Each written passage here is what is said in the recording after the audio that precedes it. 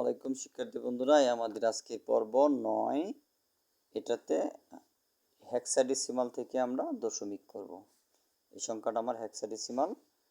তাহলে hexadecimal, octal, binary যাই বলো, যে কোনো সংখ্যা থেকে আমরা যখন দশমিক করব তাহলে নিয়মটা হলো রেডিক্স পয়েন্ট। তাহলে আমরা দশমিক সংখ্যার সাথে সম্পর্কযুক্ত রূপান্তর সংখ্যার করতে গেলেই আমাদের রেডিক্স পয়েন্ট খুঁজতে হবে। কোথায় রেডিক্স পয়েন্ট আছে? এই যে দশমিক বিন্দুকে বলা হয় রেডিক্স পয়েন্ট। হ্যাঁ, এই রেডিক্স পয়েন্টটা যেহেতু সামনে, তাহলে সম্পূর্ণ অংশটাই, ডানের অংশ সম্পূর্ণটাই ভগ্নাংশ অংশ। তাহলে আমরা রেডিক্স পয়েন্টের চিহ্ন এই যে মার্ক করলাম, এই যে রেডিক্স পয়েন্টের চিহ্ন মার্ক করলাম। তারপর আমার ডিজিট আছে কয়টা, প্রতীক কয়টা আছে? দুইটা, সি আর বি। এই দুইটা দুইবার লিখতে হবে, এই যে একবার, এই যে একবার। তাহলে আমরা প্রত্যেকটা ডিজিটের সাথে ব্যাচ গুণ, অর্থাৎ 3 সাথে 16 গুণ, আবার বির সাথে 16 গুণ, এই যে 3 সাথে 16 গুণ, এই যে আবার বির সাথে 16 গুণ। আর রেডিক্স পয়েন্ট থেকে ডান দিকে ব্যাচের উপর পাওয়ার শুরু হয় -1 থেকে শুরু হয়, এইভাবে বাড়তে থাকে ধারাবাহিকভাবে। তাহলে -1, এই যে -2, এভাবে বাড়লো। তারপর নিচে দেখো, নিচের লাইনে এই যে 3 গুণ, এটা কয় নম্বর সূত্র বললো? আমাদের 2 নম্বর সূত্র। আমরা পর্ব 8-এ, 7-এ, 6-এ এইগুলা সূত্রগুলো আমরা দেখিয়েছি। আমরা যদি এখানে বুঝতে সমস্যা হয় তো আমরা আগের 7-এর, 6-এর, 8-এর পর্বগুলো দেখব, তাহলে সূত্রগুলো বুঝবো। এই দেখো, যেরকম সূত্রটা হলো a⁻−1 সমান 1/a। তাহলে এই যে অর্থাৎ 16 পাওয়ার -1 সমান 1/16। আর এখানে 3 আছে, 3 লিখলাম, এটা সূত্র ব্যবহার করলাম। এখানে বি আছে, না বি না লিখে 11 কই পেলাম? ঠিক আছে না? তো 11 কই পেলাম, অর্থাৎ হেক্সাডেসিমাল সংখ্যা 0 থেকে 9 পর্যন্ত, 9-এর পরে থেকে এ বি সি ডি এফ পর্যন্ত। তাহলে বি এর মান 11। আমরা বি এর মান কত? 11। আমরা ইতিপূর্বে হেক্সাডেসিমাল সংখ্যার ভিডিও আমরা যেরকম দশমিক সংখ্যা থেকে হেক্সাডেসিমাল করা ইতিপূর্বে আরও পর্ব গেছে, ওই পর্বগুলোতে এগুলো দেখিয়ে দেওয়া হয়েছে, বুঝিয়ে দেওয়া হয়েছে। আমরা কি করব? এইভাবে ওই পর্বগুলো দেখলেই বুঝবো। বি সমান কত? বির মান হলো 11।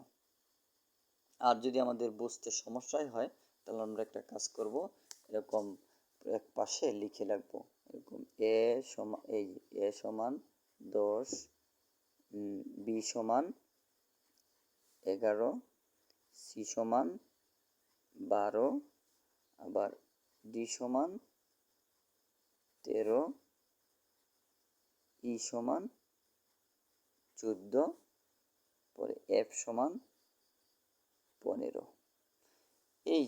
এইভাবে মানগুলো যদি আমরা রাফ খাতায় লিখে রাখি তাহলে আমরা বুঝে নেব কার মান কত।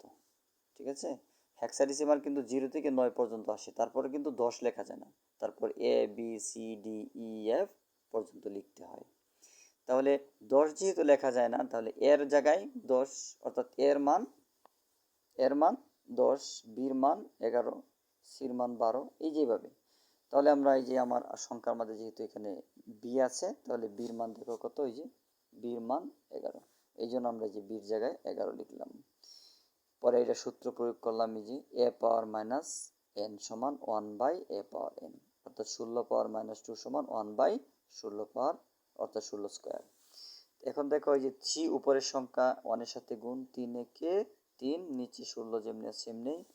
আবার 11 উপরের সংখ্যা 1-এর সাথে গুণ, 11 একে 11, 16কে স্কোয়ার করলে এই 256 হয়। 16কে স্কোয়ার মানে কি? 16 পূরণ 16।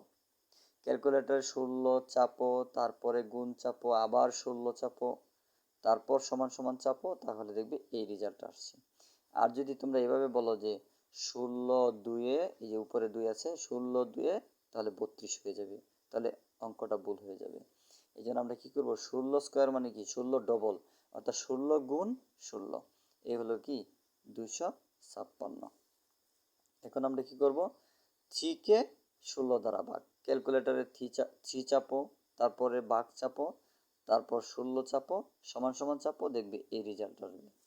আবার 11 ক্যালকুলেটারে 11 চাপো, তারপর ভাগ চাপো, তারপর আবার 256 চাপবে, সমান সমান ইকুয়াল টু চাপলে দেখবে এই রেজাল্ট আসছে, এই রেজাল্ট। তারপর এই দুইটা সংখ্যা কি করবে, যোগ করে নেবে ক্যালকুলেটারে দুইটা সংখ্যা যোগ করলে দেখবে আমার এই আনসারটা আসছে।